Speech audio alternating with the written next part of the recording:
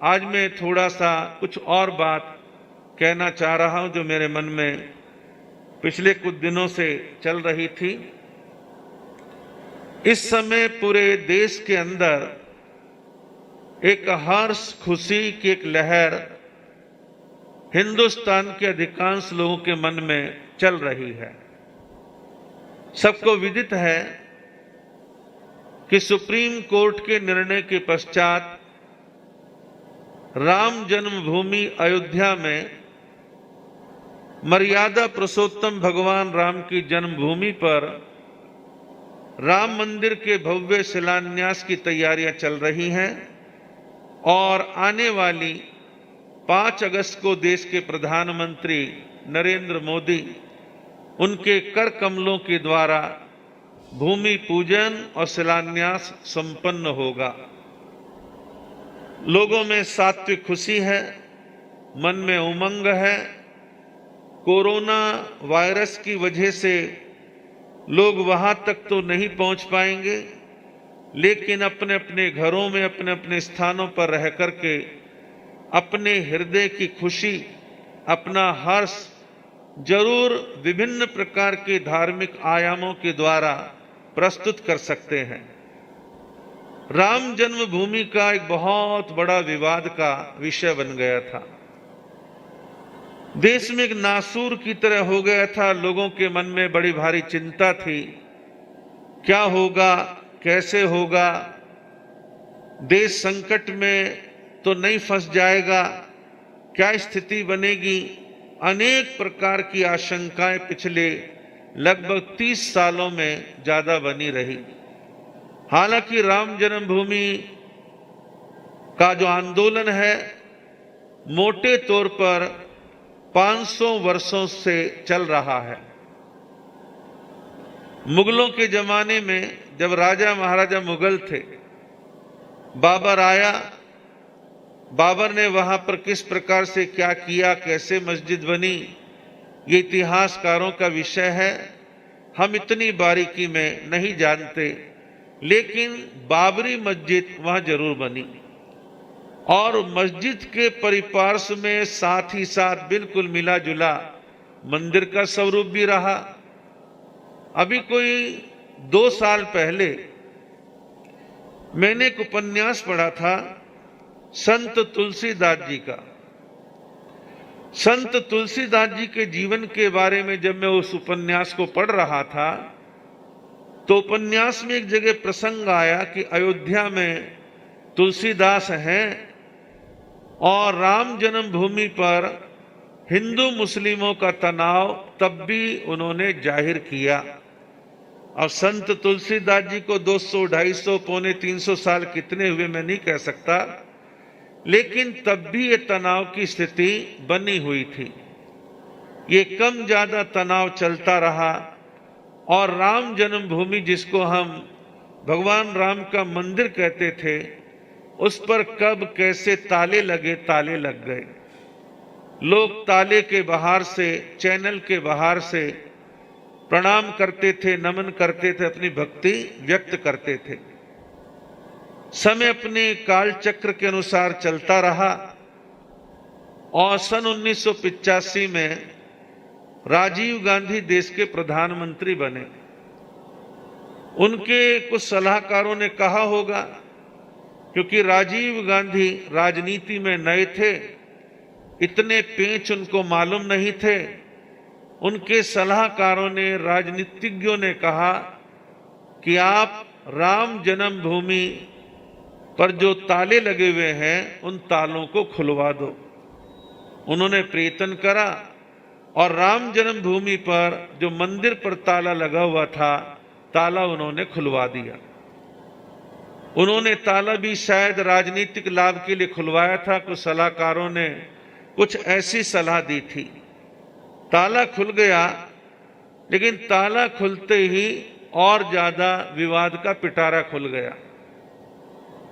विश्व हिंदू परिषद को मुद्दा मिला और उन्होंने राम जन्मभूमि के लिए एक आंदोलन चलाया।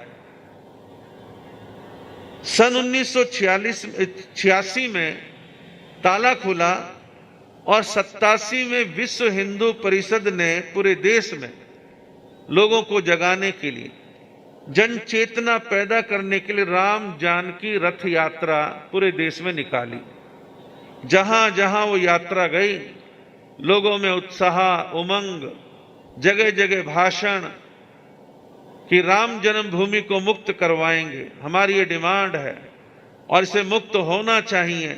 लोगों में जोश पैदा हुआ और ये राम जानकी रथ यात्रा घूमते घूमते दिल्ली के रामलीला मैदान में पहुंची। हमारे जैन संतों में और हमारी परंपरा के संतों में वाणी विभूषण उत्तर भारतीय प्रवर्तक श्री अमर मुनि जी महाराज, उन्हें विश्व हिंदू परिषद वालों ने रामलीला मैदान में बुलाया कि राम जानकी रथ यात्रा पधारी है, आप उसके स्वागत के लिए वहां पधारें, आपको कुछ बोलना है। तो मुझे कहा प्रवर्तक श्री जी ने, भाई मेरे साथ चलो। मैं साथ में गया। रामलीला मैदान पूरा भरा पड़ा था और हमारे श्री अमर मुनि जी महाराज की वाणी बड़ी जोशीली और बड़ा सटीक प्रवचन देने वाले थे। उन्होंने 5-7-10 मिनट में रामलीला मैदान को गुंजा दिया और एक सुंदर वातावरण बनाया। राम जानकी रथ यात्रा सफल रही, लोगों में चेतना जागी। 87 के बाद 88 गया, फिर 89 आया। 1989 में मेरा चातुर्मास दिल्ली शालीमार बाग जैन स्थानक में चातुर्मास था। 1989 का चातुर्मास चल रहा था। विश्व हिंदू परिषद के देखरेख में फिर एक अभियान चला जिसका नाम दिया गया रामशिला पूजन। रामशिला पूजन में लोगों को पता था और बतलाया गया कि ये शिलाएं यानी ईंटें, ये सब अयोध्या जाएंगी और आपकी ईंटों के द्वारा राम मंदिर बनेगा। लोगों में भक्ति का, उत्साह का एक वातावरण पैदा हुआ और हमारे जैन स्थानक में भी हमारे बहुत सारे जैन बंधु जो आरएसएस, विश्व हिंदू परिषद वगैरह से जुड़े हुए थे, उन्होंने कहा महाराज सभी धर्म स्थानों में रामशिला पूजन हो रहा है, तो हमारी भावना है कि जैन स्थानक में भी 9 या 11 ईंटों का पूजन होना चाहिए। मैं जैसे आपकी भावना, प्रवचन के समय में वो ईंटें आई, नवकार मंत्र लोगस पढ़ दिया गया और जिन लोगों को उस आंदोलन के लिए और मंदिर के लिए पैसा देना था, अपने अपने कूपन कटवाए और वो 89 का साल पूरे देश में रामशिला को लेकर के जन चेतना का वातावरण बनता रहा। फिर सन 90 का समय बीता, सन 91 में आ गया। पूज्य गुरुदेव श्री प्रेम सुख जी महाराज के साथ हमारा प्रथम चातुर्मास 1991 का देहरादून तिलक रोड जैन स्थानक में था। चातुर्मास काल के दौरान फिर देश में एक नया आंदोलन खड़ा हुआ कि राम सेवक जो है अयोध्या जाएंगे और कार सेवा करेंगे। अयोध्या जाएंगे और कार सेवा करेंगे। पूरे देश में राम भक्तों को प्रेरित किया गया कि कार सेवक अपने घरों से निकलें और फला तारीख तक अयोध्या पहुंचने का काम करें। अयोध्या यूपी में है और उस समय मुख्यमंत्री थे वहां के मुलायम सिंह यादव। तो मुलायम सिंह यादव इन विचारधाराओं के नहीं थे। उनकी एक विचारधारा थी कि मैं मुख्यमंत्री हूं, जब तक कोर्ट का फैसला नहीं आता तो यहां कोई भी तोड़ फोड़ मैं होने नहीं दूंगा। परिणाम ये निकला कि राम मंदिर के जो सेवक जा रहे थे, जगह जगह उनकी गिरफ्तारियां हुई, उनको अरेस्ट किया गया। यूपी का बॉर्डर किसी को क्रॉस नहीं करने दिया गया और बीजेपी, विश्व हिंदू परिषद, आरएसएस के बड़ी तादाद में लोगों ने गिरफ्तारियां दी। गिरफ्तारियां देना और गिरफ्तारी होना ये राजनीतिक क्षेत्र में प्लस पॉइंट माना जाता है कि अब हम और ज्यादा पॉपुलर होंगे और वाकई में ऐसा हुआ भी। और जो बच्चे खुचे राम सेवक चकमा देकर के पहुंच गए तो उनके ऊपर मुलायम सिंह यादव की सरकार ने गोलियां चलाई, बहुत से राम सेवक मरे और सरयू नदी का पवित्र जल जो है खून से लाल हो गया। लोगों में और ज्यादा जोश पैदा हुआ कि इतने कार सेवक मारे गए हैं, इतने कार्यकर्ता मारे गए हैं, उचित नहीं है। उसके बाद मुश्किल से 1-1.5 साल बीता था। भारतीय जनता पार्टी के दिग्गज नेता श्री लाल कृष्ण आडवाणी की देखरेख में एक राम रथ यात्रा पूरे देश में चलाई गई। राम रथ यात्रा को लेकर के जहां जहां से आडवाणी जी गुजरे, लोगों में उत्साह, उमंग, जोश अपने धर्म के प्रति, संस्कृति के प्रति, भगवान राम के प्रति जागने लगा। हालांकि इस आंदोलन का राजनीतिक लाभ भी लिया गया और वोटों की फसल भी अच्छी खासी मिली और वो लगभग जो है हर लोकसभा चुनाव में मिलती भी रही है, कम ज्यादा मात्रा में। तो जब लाल कृष्ण आडवाणी अपनी रथ यात्रा लेकर के बिहार गए तो वहां शासन था लालू प्रसाद यादव का। उन्होंने आडवाणी जी को अरेस्ट किया और अरेस्ट करना था।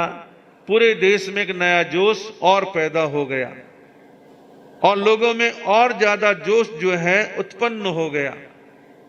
फिर आया सन 1992 का समय। 1992 में केंद्र में सरकार थी कांग्रेस की, प्रधानमंत्री थे पीवी नरसिम्हा राव। फिर दोबारा एक आह्वान किया गया कि कार सेवक अयोध्या पहुंचे और वहां मंदिर का शुभारंभ किया जाएगा। आह्वान करना था, पूरा देश जोश में भरा हुआ था और लोग अपने अपने साधनों से अयोध्या की तरफ बढ़ने लगे। और यूपी में शासन था भारतीय जनता पार्टी का और मुख्यमंत्री थे कल्याण सिंह। तो कल्याण सिंह राम सेवकों क्यों रोके? उनकी तो स्वयं की एक विचारधारा थी। सुरक्षा कर्मी पूरे लगा रखे थे, मंच सजे हुए थे। आडवाणी जी, जोशी जी, अनेकों के भाषण हुए। साध्वी रितंबरा, साध्वी उमा भारती, सबके जोशीले भाषण हुए और परिणाम ये निकला कि बेकाबू भीड़ उसने जो है बाबरी ढांचे को देखते देखते ध्वस्त कर दिया। बाबरी ढांचा ध्वस्त हो गया, सारा देश सख्ती में आ गया। ये क्या हो गया? कल्याण सिंह मुख्यमंत्री थे, हालांकि जिम्मेदारी थी, लेकिन उन्होंने अपनी एक विचारधारा के तहत अपने उस काम को होने दिया और जब बाबरी ढांचा ढह गया तो उन्होंने अपना रिजाइन प्रस्तुत कर दिया। सरकार चली गई। अगले चुनाव की तैयारियां होने लगी। राजनीतिक नफे नुकसान चलने लगे। वोटों का हिंदू मुस्लिम के आधार पर ध्रुवीकरण होने लगा और सरकारों की अल्टा पलटियां होने लगी। फिर एक समय ऐसा आया जो देश के लिए बड़ा दुर्भाग्यपूर्ण रहा। सन 2002 के अंदर गुजरात में गोधरा कांड हुआ।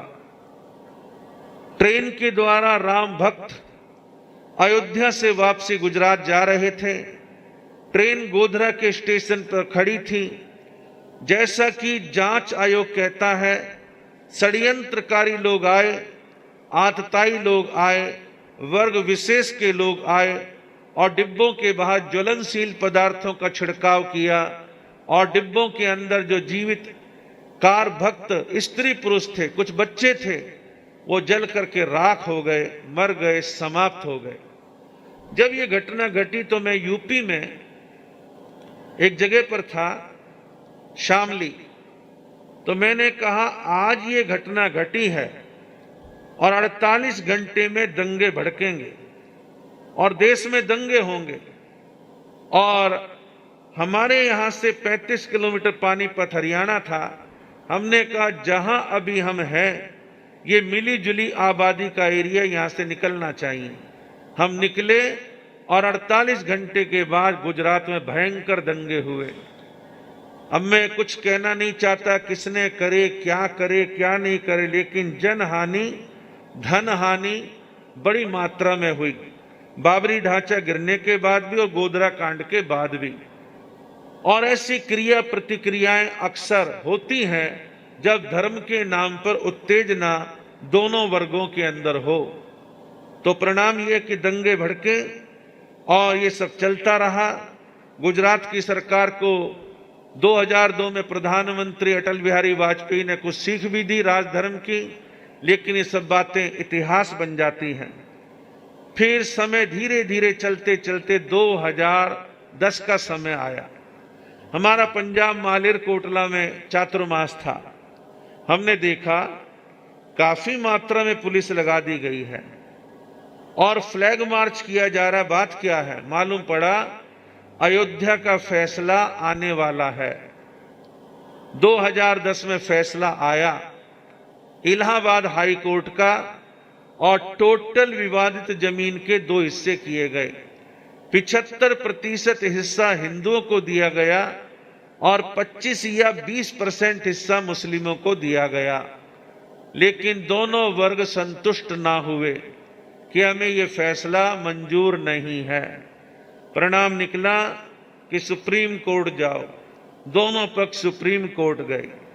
बीच बीच में कोर्ट के द्वारा, सुप्रीम कोर्ट के द्वारा और अन्य लोगों के द्वारा कोर्ट से बाहर समझौता करने के कई प्रयत्न किए गए कि कोर्ट के बाहर मामला सुलटा लो, लेकिन मामला नहीं सुलटा। और अंतिम परिणाम निकला कि 2020 में सुप्रीम कोर्ट ने फैसला दिया कि यहां पर भगवान राम का मंदिर बनेगा और मुस्लिम समाज को अयोध्या से 25 किलोमीटर दूर 5 एकड़ जमीन जो है दी गई। मुस्लिम समाज भी विचार कर रहा है वहां क्या करना है। लेकिन सब बातों को छोड़ते हुए मैं ये कहना चाहूंगा कि आज पूरे देश में हर जाति, हर वर्ग, हर धर्म, हर परंपरा में एक हंसी खुशी का वातावरण है कि ये काफी लंबा पुराना जो सपना है ये पूरा होने जा रहा है। और उम्मीद करते हैं 3 से 4 साल के अंदर ये मंदिर पूरा हो जाएगा। संपूर्ण जैन समाज में भी खुशी है और हम तो यही कामना करते हैं कि हमारे देश में प्रेम प्यार का वातावरण बना रहे और भगवान राम जो भारतीय संस्कृति के आदर्श हैं उनकी जन्मभूमि पर निश्चित तौर पर भव्य मंदिर का निर्माण होना चाहिए। और यह मंदिर का निर्माण आम जनता के सहयोग के द्वारा संपन्न होगा। और विश्व हिंदू परिषद और मंदिर निर्माण समिति का फैसला है चुनिंदा धन संपन्न लोगों का धन ना लेकर के आम जनता से थोड़ा थोड़ा धन लेकर के मंदिर को बनाया जाए, सबकी सहभागिता उसमें रहे। हमारी भी संपूर्ण जैन समाज की ओर से, हमारे अपने संघ समाज की ओर से बहुत बहुत मंगल कामनाएं हैं, शुभकामनाएं हैं कि सपन पूरा होने जा रहा है।